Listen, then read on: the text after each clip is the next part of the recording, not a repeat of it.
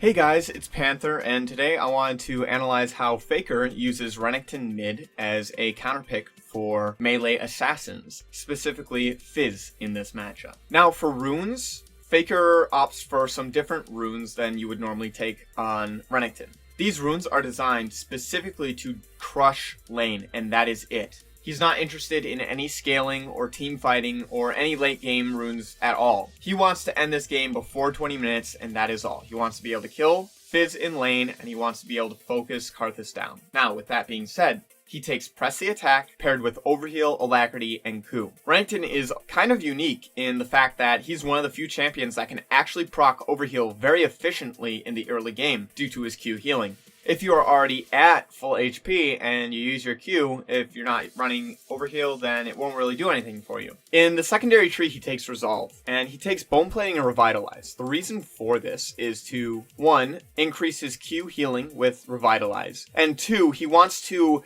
negate early trades as much as possible with Bone Plating. Since Fizz can only take Electrocute, Bone Plating is very, very good. The reason Bone Plating is so good into Electrocute is the champion is forced to remove your Bone Plating before taking a long trade. This means that because Fizz doesn't have Bone Plating, FAKER is able to just walk up and do a short trade right away without having to remove Bone Plating. This is the reason why the level 1 trade goes so well for FAKER. He's at such a health advantage because of these specific runes. Now the first thing that FAKER actually does in this matchup is instead of leveling an ability right away, he just holds the point to see what Fizz will do. Ideally, he wants to wait until Fizz uses his E to make a decision on what ability he wants to level. He doesn't want to level something right away because if he levels the wrong spell, then he's not able to trade. Fizz uses the E in order to trade, and FAKER auto Ws to press the attack back. This results in quite the HP advantage for FAKER, and he's able to get level 2 entirely uncontested. He just wants to slow push in and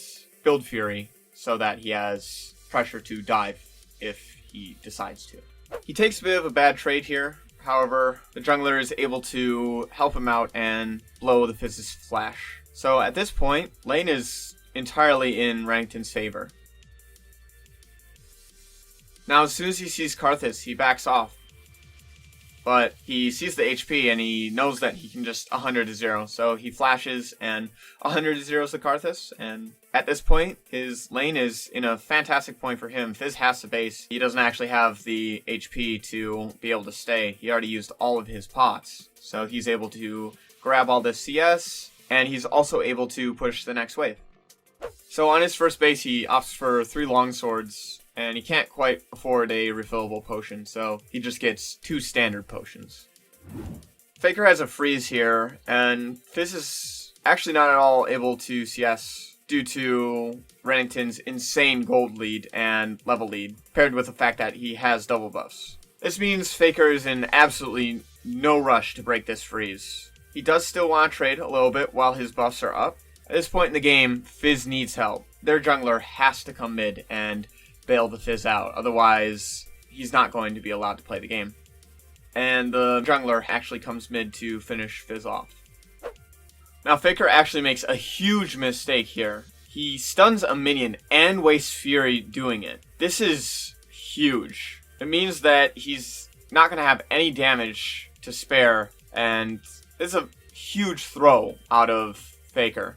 This puts the Fizz back into the game and close to Renekton in terms of EXP and gold. However, Renekton is still heavily favored in this matchup, and as a result, FAKER will still be able to make the most out of it. He has a team at this point, so freezing isn't an option. This means that he needs to be looking for dives and 1v2s whenever possible. Roaming is also an option if he's not seeing any opportunities to dive. Renekton mid is actually very good into melee matchups and even some ranged mages. Now, as I said before, he wants to look for a roam here. He knows that Fizz isn't going to be searching for him anytime soon, and by the time they realize that he's missing, it's just too late. The Kennen isn't going to be able to do anything. They get the kill on Kennen, and you'll see he goes immediately back to base. The reason that he goes back to base here is because Fizz with ulti paired with Karthus ult is very scary, and if he roams into the Fizz or over vision, it might be very dangerous for him. So it's better to walk back to lane from base.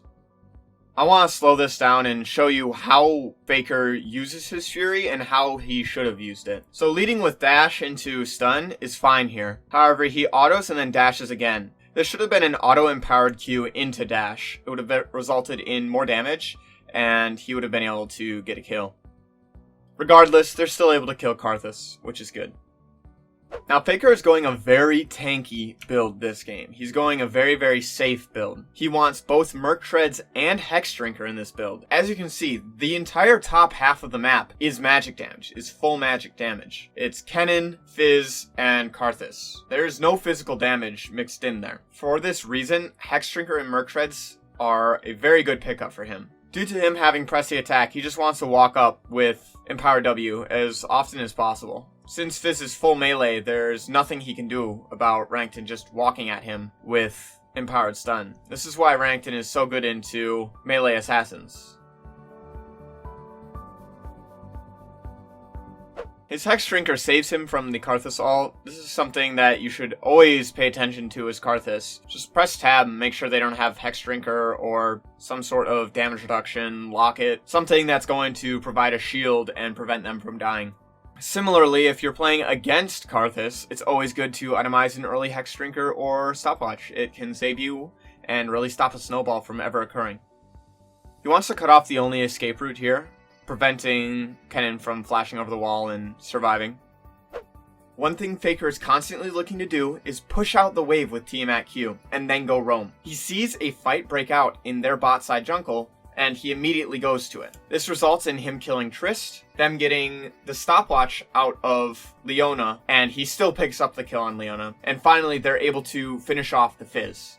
Now, this is not any fantastic mechanics on Renekton out of FAKER. This is just average Renekton play. He's using Renekton just like any other player that's not really a Renekton main would. However, his movement on the map is what is making this so impactful. His movement paired with the inherent counter pick.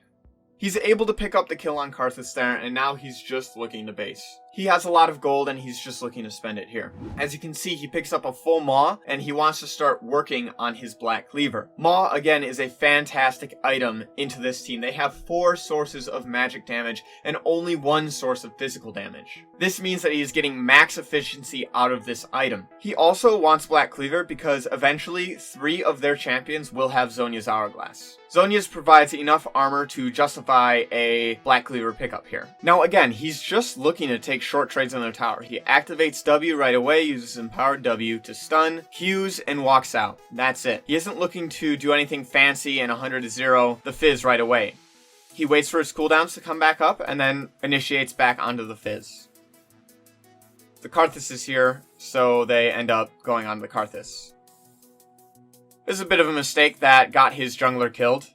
He dropped the tower aggro for no real reason, and he ends up dying as well afterwards. So as you can see, FAKER's play is not perfect. He does make mistakes here. However, he is using the counter pick paired with really good map movement in order to get his team a huge lead and force their jungler to play mid the entire game. Now, I want to slow this down and show you what FAKER should have done here as opposed to what he did do. This results in his Lee Sin getting killed due to trusting FAKER to make the right play. Something that's not entirely Lee Sin's fault. As you can see, Lee drops the aggro onto Renekton, and he's expecting him to hold aggro. However, he walks out of tower range, causing the tower to re-aggro onto Lee Sin, whereas all he had to do was take an additional tower shot, and the tower would have re-aggroed onto minions. This results in Lee Sin's death from the tower shot, where he might have had a chance to kill him. He then goes for a dive, because Fizz's E is down, however, he fails to account for where their top laner is, resulting in 1,000 gold shutdown to Kennen. This is a very big deal. 1,000 gold is a lot of gold. Could potentially throw an entire game. Luckily for FAKER and his team, they are very far ahead at this point, so it's not looking like anything's going to be thrown. Again, their lead at this point is due to the counter pick and how well FAKER plays the early game with his jungler. Pretty much the entire game has been played 2v2 in the mid lane. Jungler mid laner versus jungler mid laner. However, Fizz can't do anything due to the counter pick. whereas Renekton and Lee Sin are kind of able to just focus the Karthus down every single time that he appears. If you enjoyed this video, make sure to like and subscribe. We produce new content done by challenger players every single day.